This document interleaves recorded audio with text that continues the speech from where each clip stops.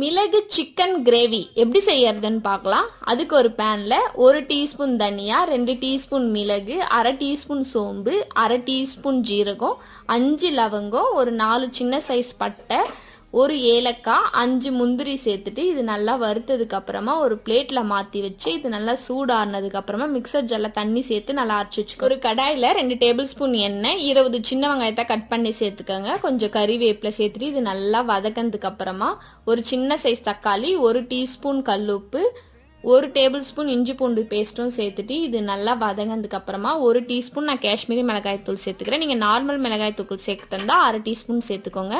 1/2 kilo chicken clean பண்ணி கழுவி சேர்த்துருக்கேன். ஒரு 5 நிமிஷத்துக்கு அப்புறமா இந்த பேஸ்ட்டை சேர்த்துட்டு நல்லா ஒரு வாட்டி மிக்ஸ் பண்ணிவிட்டு மூடி போட்டு ஒரு 10 நிமிஷம் விட்டிங்கன்னா இந்த மாதிரி எண்ணெய் பிரிஞ்சு சூப்பராக ரெடி ஆகிடும்.